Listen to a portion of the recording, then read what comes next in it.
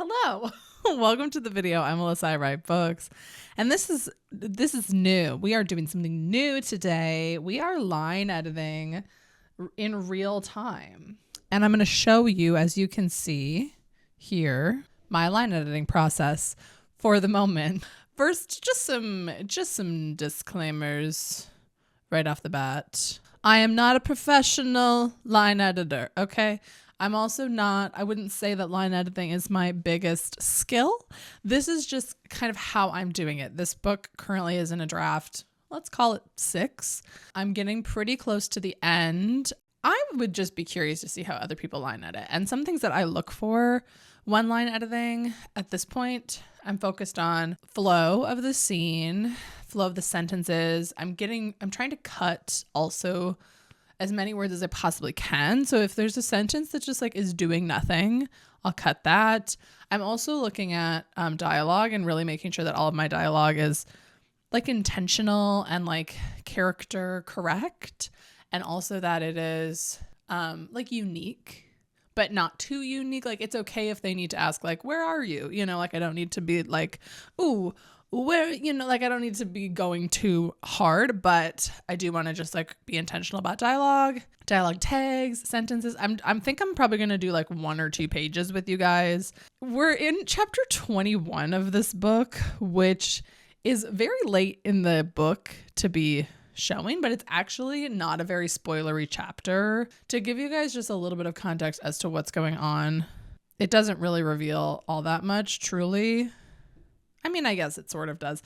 My 2 main characters are Danny and Cal. Danny is a hostage negotiator. Cal is a man. All you really need to know, and this is all, the other reason I'm picking this section is that all the information you need to know going into this scene, you would know from a query letter or a blurb. So it's okay. So these 2 are currently dating each other, but they're also investigating each other. More specifically, Danny is investigating Cal. She is suspicious of him. And that's like the main reason why she's dating him. Just another thing that you might need to know is Danny, I think niece is the correct word. It's like her cousin's daughter. She lives with her cousin and her cousin's daughter and sort of like raises this. It's essentially like her kid, essentially, is Gwen. And in this scene, what's happening is they are going to, they were on a date and she got a call from Gwen's school saying that they had to like come talk to her because she's like acting up in class, right? At the end of the last scene, Cal was like, I could come with you. And for some reason, Danny says, sure. That's kind of the vibes of this scene. We are 90 pages into the book at this point. So they know each other, but they're not like in love or anything. This is really revealing a lot about this book, but that's okay. Like if you are at some point in the future reading this book, it's like, and it's published or something, this scene is probably not the same. It's been through different editors. The character names might be different. The title might be different. So like, I'm fine sharing things in this way. Okay. So I decided to do a little before snippet so that you can read the scene in its before state if you want. The reason I'm doing this is because the way I line edit is by hand on the paper, and sometimes like with the movement, like my desk is a little rickety because just because it is, and sometimes like the words might be a little bit out of focus, and also there's highlighting on the page. And so I just thought if you wanted to read what the scene looks like before, and then at the end I'll do a what the scene looks like after, you can read this now, pause if you want to read the scene so that you can kind of know what you're getting yourself into and maybe understand a little bit. As I was editing this, I realized it's a little bit confusing if you don't know the context of the scene. So yeah, there you go. Happy reading. Start off. I'll also just read aloud. Chapter 21, Danny. I'm such an idiot. It's like every piece of training and common sense I've ever possessed has left my body completely. Having coffee with Cal is one thing. Talking to him, getting close enough to ascertain what he's after is one thing. But bringing him to Gwen's school, willingly bringing him into a room of children is easily the top. Ooh, okay. I'm fine with these 2 sentences. They're a little clunky, but that's okay. Having coffee with Cal is one thing. I don't know if it's supposed to be a semicolon there. So comment down below. Talking to him, getting close to him. I just don't love the ascertain here. I feel like that's a little forced. I'm going to change this to, I'm trying to be more direct about the fact that Danny is trying to get information from Cal, because that's something that like I've kind of hidden, but it doesn't need to be hidden. It makes more sense if it's clear. So like, I just want to remind the reader, like what Danny is doing is investigating him. And she's trying to remind herself of that constantly. Talking to him. And also in the scene before, it was from Cal's POV, and she like kind of overshared, which I want to explain why she did that. But I also don't want her to seem unlikable. So I don't want to say like emotionally manipulating him, because we gotta like him together, you know? Want them talking to him. Spelling. Ooh.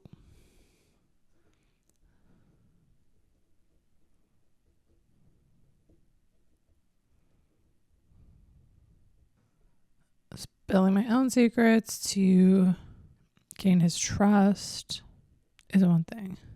And I kind of want to move this sentence here. And I want to change it. So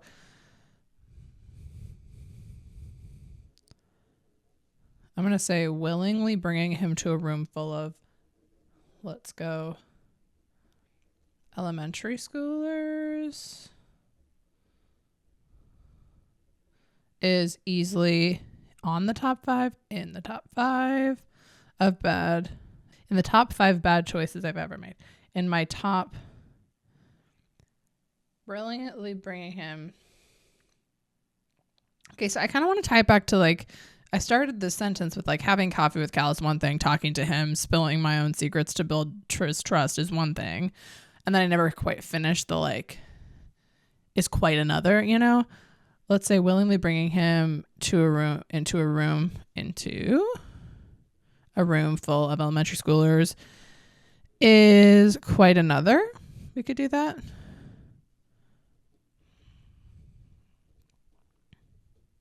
And then I want to like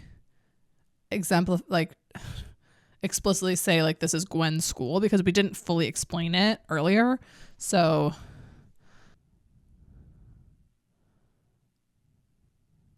let's go after that sentence, bringing Gwen into this is quite another, you know, just like another little 1-2, right?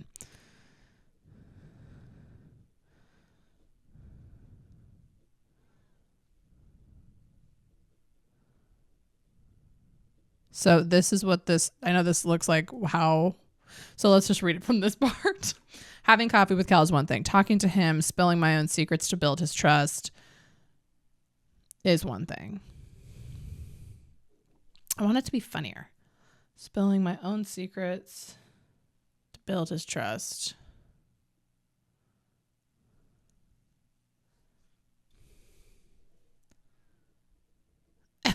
And I don't know, like she also tried to like sort of try to get him drunk. And they had karaoke. I'm just really telling you everything about this book, but that's fine. What is the right word? It's not bribing him, but like hypnotizing him. It's not right. Compelling him. Manipulating him. Like, what's a better word for manipulate? Let's look it up. Synonym for manipulate. Exploit. I don't love that. Choreograph, maneuver, operate, handle, work, control, employ, utilize. Let's go to thesaurus.com. Beguiling. It's a little formal. I kind of like it though.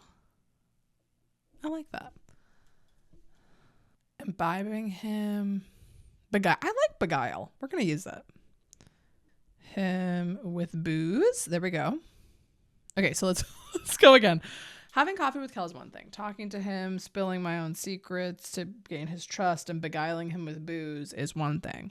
Willingly bringing him into a room full of elementary schoolers is quite another.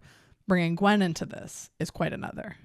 And then I would go into, this is a bad idea, I say. Go on, Cal says. Which I don't love that he says go on. Like, what is he, like an English lady? Okay, let's do, I could go how so? Still giving English lady. Do tell. Why are all of my answers English women? Okay. He could go like it was your idea. We could go, okay. Oh, yeah? We don't even need the dialogue tag because we know Cal's in the scene. Okay. If this is a bad idea, I say, oh, yeah? And then we can cut. It's just a bad idea because that doesn't really work with the new dialogue. So I shouldn't have ever asked you to do this. It's a huge ask, and shame on you, frankly, because you shouldn't have even said yes in the first place. So one thing to note here, part of Danny's character is she's very rambly, like someone we might know. It's a little tricky because I don't know how well that reads sometimes, but I kind of like it. I'm going to have her go, yeah, to respond. Like, oh, yeah? Yeah, I shouldn't have. I'm going to go, I shouldn't have asked. Because the ever implies like this was like a long time ago. But it was 2 seconds ago. It was like literally up here. So, yeah, I shouldn't have asked you to do this. It's a huge ask. I don't love the ask twice. So we could go, it's a ridiculous. Well, then it's still ask.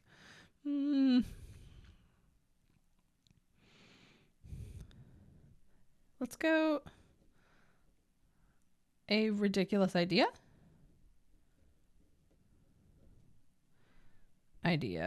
And shame on you, frankly, because you shouldn't have even said yes in the first place.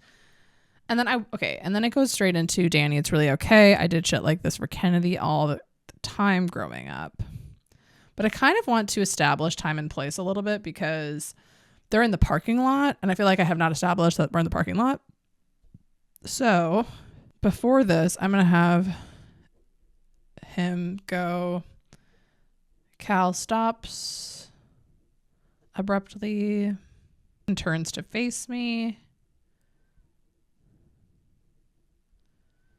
planting us in the, sorry, you can't see any of this. I'm so sorry. Okay. Is that better? You can't read my handwriting anyway. I know you can't. Planting us in the, I use chipping a lot to describe pavement, so let's not do that. In the middle of a hopscotch. Does everyone know what hopscotch is? Is that like a thing that everyone knows?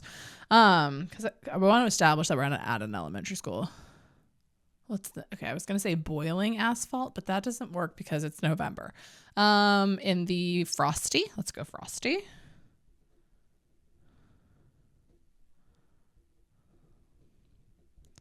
In the frosty asphalt. Let's go his I also want to establish that Danny likes him more because I feel like I just haven't established that, but she does. His presence is a balm. Okay, a presence is a balm. Let's go, because he was always there. So let's go his green eyes. His green eyes. Okay, wait. Are his eyes green? I think they're hazel, actually. Let's go his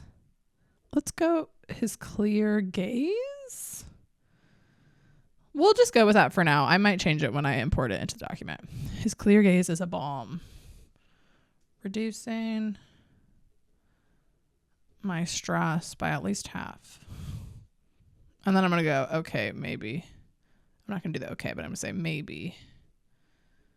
Make that, sorry, this is very true.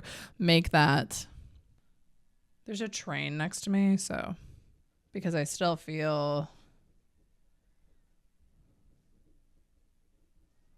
like I might, and then I'm going to do a ... and let a more creative Alyssa come up with like a funny thing to say. Because all I'm thinking right now is like, I still might set the school on fire with the, something, just like something that's like, like illustrates how stressed she is. That's just something to note with my line editing is sometimes I just like skip or write like figure this out. And then when I'm writing it into the document, I've like sat with it a little bit. So, okay, let's go back. Shouldn't have said yes in the first place. Cal stops abruptly and turns to face me, planting us in the frosty asphalt. Let's go firmly. Planting us firmly in the frosty asphalt. His clear gaze is a balm, reducing my stress by at least half. Actually, make that. I'm not actually. I know. All of you writers out there is going to be like, Alyssa, you shouldn't put an actually. I am anyway. Actually, make that 20% because I still feel like I might. I don't know. We're going to finish that sentence later. So then we go to this dialogue. Danny, it's really okay. I did shit like this for Kennedy all the time growing up. I'm not going to say it's really okay. That seems like something I would say. So, and Cal is not me. So Danny, I think you might be overthinking this. I think you might be overthinking this, or it's really not that big of a deal. Whichever one makes him seem like less of a jerk. So I'm leaning towards the second one because this kind of gives mansplaining. It kind of gives like, I think you might be overreacting, which like I don't love that energy, and that's very much not Cal. He loves women. Anyway, and then I did shit like this for all the time for Kennedy growing up, and then she says, Cal, don't swear in front of the children. This is a terrible idea. I think I want her to like, I don't want to go overkill, but I could maybe add something here that's like, this is a terrible idea. See, this is a terrible idea. See, bringing you here was a terrible idea. But we do establish that quite well, I think. So we're just going to move on. We're not even in the school yet. And before you try to overthink it again, it's not a big deal. I'm happy to do this for you. So I'm going to cut this because I think I kind of say the same thing. So before you try to overthink it again, I'm happy to do this for you. Okay. So we've done literally this much. Sometimes I do it this intensely. Sometimes I don't.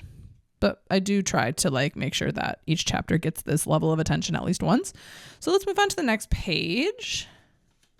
So then we're back to Danny. I know, comma. And that's very sweet of you, but I still don't know.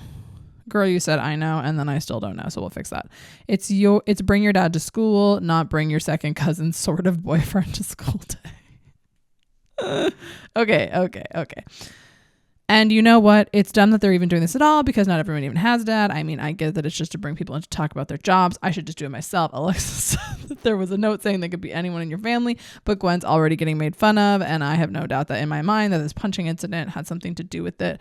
Really, I think that she just wants to feel normal and doesn't like people making fun of her, and having a dad looking person would come in with, okay. So what I'm trying to do here with this juicy dialogue is she's very rambly. I like what we're trying to do with this sentence. I really do. I just don't know if we're quite there. We're just going to cut the I know. And so we're going to start with, that's very sweet of you. But I still don't know. But I think this was a bad idea. This was a mistake. This is a mistake. I really am sorry if this is super shaky, you guys. It's bring your dad to school day, not bring your second cousin's sort of boyfriend to school day. I like that. And then we say, and you know what? It's dumb that they're even doing this at all because not everyone even has a dad. So I'm going to cut out the even just to cut down on words. Yeah, that one even is really going to help me out. And then we're going to add an actual period. Who would have thought? I get that it's just that it's more of a career day. I get that it's just to bring people in to talk about their jobs. But still, I'm going to add a but still. And then we're going to end the sentence. I should just do it myself. I'm actually going to cut that because I think the ramble is like, it's getting lost, you know? Alexis said that there was a note. I don't even think we need Alexis said. We're going to go with there was a. Saying it could be anyone in your family, but Gwen's already getting made fun of. And I have no doubt in my mind that the punching incident has something to do with it, but she would have doubts. Like, that's not really fair to say, you know? And I'm going to say, and this probably made things worse. And then I'm going to cut the really. I'm just going to go with I just think she wants to feel normal. Comma, maybe. Let me know if that comma is in the right place, please. And doesn't like people making fun of her. I think that's obvious. I think like anybody does. So I think she just wants to feel normal. I think she wants to feel normal. I just think she wants to feel normal. There's a lot of justs. And having a dad looking person come in would maybe, I'm going to say, would maybe help with that. I'm going to finish the sentence. So let's read that.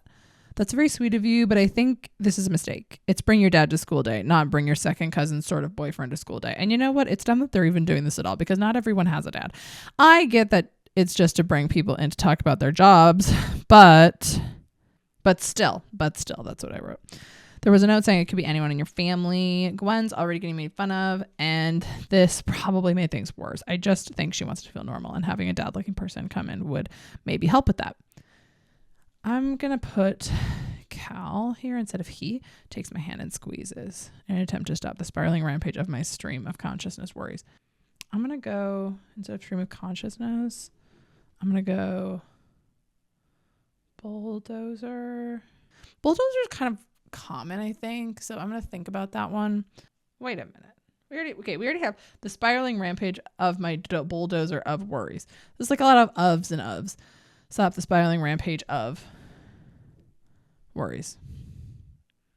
I like rampage. We could also go with stampede. The stampede of worries. We could do like, and stop the, I was thinking like, what's like a famous stampede? And then I was like, we could do like my Lion King level stampede. But I think this is like too niche. It like feels like it would pull you out of the scene. So stop the spiraling rampage of worries. Let's just do that. It works too well. Okay, it works too well. The way he's looking at our intertwined hand makes me feel things that are firmly in the absolutely off limits category. I don't mind that. It's not my favorite, but I'm only participating in these dates. In these dates to investigate him. It's the same reason I've filled our conversations with strange questions, bringing up case details in an ill-fated attempt to get him to reveal something. So far, it's a big fat nothing. Been a big fat nothing with an unwelcome side effect of butterflies. I like this sentence, but that's about it. I'm only participating in these dates to investigate him. See, like, I think having to say that means like, I feel like we should just already know that, you know? And I can see the connection I'm trying to make of like, he's in the, like, these are in the off limits categories, and then moving on to like, I'm only doing this for this anyway. Like, I shouldn't be feeling these things, but I don't know if it's quite making the connection. I'm only participating in these dates to investigate him. Maybe I could do something like, I only want Cal to be in my life long enough for me to arrest him or something. We'll keep it for now because I like this. I don't know. Let me know what you think. I also don't want to overthink every line, but also I do, you know? It doesn't help that these uninformed feelings are causing me to do idiotic things like invite him to Gwen's school of all places. You know what the T is I'm going to move this whole section. We're going to put a star, and I'm going to put it on this page that we were already at. I think I'm going to put it here before the dialogue starts. So then it would go, bringing him to a room full of elementary schoolers is one thing. Bringing Gwen into this is quite another. And then it would go, I'm only participating in these dates to investigate him. It's the same reason I filled our conversation with strange questions, bringing up case details in an ill-fated attempt to get him to reveal something. So far, it's been a big fat nothing with an unwelcome side effect of butterflies. It doesn't help that all these uninformed feelings are causing me to do idiotic things like invite him to Gwen's school of all places. And then it would go to, this is a bad idea, you know? And actually, if I do that, I think I could cut this line because we already are establishing here, right? We're already establishing that like, this is a bad idea. Like she just had three sentences where she was like, this is a bad idea. Let me say it 4 times in a row, right? So then if we just move that around, because I think here I'm trying to establish like, oh, remember everyone, she's fake dating him. Like, remember, you know, and I feel like if we have that earlier, it's nice, especially because right at the end of this chapter, which I just line edited, you can't really tell, but it's all from Cal's POV. And so we don't know what Danny was thinking. Like, we don't know that she's having these feelings for him at this point. I mean, we sort of do. It's not really that explicit. Okay. So then we go on to, And yet, despite, I don't love that I started that sentence with and. Okay. And yet, despite the high likelihood of Cal having criminal intent, I also can't picture him doing anything to put Gwen in danger. I think I might have to add this into that. I consider the way he talks about his sister, delinquent as she might be, the gentleness towards her. It's also not like he could bring a weapon into the school with metal detectors. I think I'm gonna I'm sorry. Most of my line edits look like this, where I like decide something and then I'm like, just kidding. Okay, so I'm gonna put this later. I don't know where I'm gonna put it yet, but I'm gonna put a star there because I want that later. So we're gonna go from it works too well, and then we're gonna go to can I be included? Ooh, shoot. Why are they in the passenger seat? Okay. Now we're just in the wrong location. And I'm gonna cut this. Okay. So this is this whole, can I be included in the conversation? And then something's going on in your head, just wondering if it's, and the whole reason I did this is because there's like a whole page of like, oh, I'm thinking, vibes. And so that's why I did that, because she's been spiraling about this. And then it's like this little like, oh, we're in the parking lot. I don't care. We don't need this. We don't need small talk for nothing. But I do like this. I'm not saying you have any weapons, but if for some reason you do, now would be a great time to tell me, because it goes into, and then he smiles and he says, no weapons. And then I narrow my eyes. I will check. And then he has this line where he's like, Detective Hannah, is this an excuse to cop a feel? And then, that doesn't work. I roll my eyes and we're going to go. Okay. I know we're moving fast, everyone. I know we're moving fast. Just bear with me. Okay. So, we're going to go back. We're going to go back to here. So what's going to happen is the last thing that was said was this whole thing where he squeezes her hand. And then she's going to jump to this dialogue. She's going to say, sometimes I do this little like arrow thing when I'm like, just kidding. That's what that means. I should maybe use a pencil. Anyway, so we're going to start here. What I'm going to have her do is I'm going to have her take a deep breath. I breathe deeply into those eyes. Okay. We're going to make it work. Okay. Into his sure. We just talked about his eyes though. His confidence. And then I want to do something of like trying to come up with any other reason why I should say no, like something like that. I breathe deeply into his confidence. Trying to investigate it or something, because she's a cop, remember. Searching for his true intentions, searching for any sign that ooh. Let's go. Searching for any sign he might be about to betray me, let's go with betray me for now, but that doesn't really make sense. Searching for any sign that he might be about to screw me over. How would he do that though? This was her idea. Okay. He might be about to, I could go dark. Let's go turn on me for now. I'll come back to that. And then it will go, if for some reason you have a weapon, now would be a great time to tell me. And then he smiles. No weapons here. I narrow my eyes. I will check. Okay. Here's the other tea is he smiles and I narrow my eyes and I just like don't know. I just don't know. Like, cause that's super simple, but I don't want to go like his smile rocked my world, like I think that's fine. Whatever. Then we go to he gasps in mock alarm. Detective Hannah, is this just an excuse to cop a feel? Let's go. Is this whole thing? I roll my eyes and stalk towards the exit. Just know that if you're concealing a weapon of any kind, it would give me probable cause to arrest you. For a moment, a dark look, a darkness. Let's go darkness. Okay, darkness. A darkness crosses Cal's face, and that tug reemerges. Cal is definitely hiding something. Ooh, what is he hiding? I know, but you don't. Okay. We get through security with alarming ease. The front desk ladies know me at a glance, and they don't question Cal beyond the usual scan of... Okay, and I need to add something here. Scan of ID and phone number, because they need to have his phone number for redacted reasons. Okay, she's in the principal's office, the woman says, wearing her cardigan like it's a crown. That's kind of a slay line. Okay. There's a smugness about these front desk ladies that irks me. It's like it's somehow my fault that Gwen has complex emotions. Okay, that's a slay. Good job, Melissa. Okay. Cal gives her a dazzling smile, and I roll my eyes.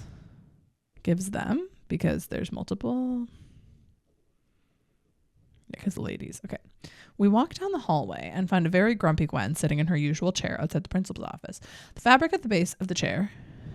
We just said the chair. Let's go seat.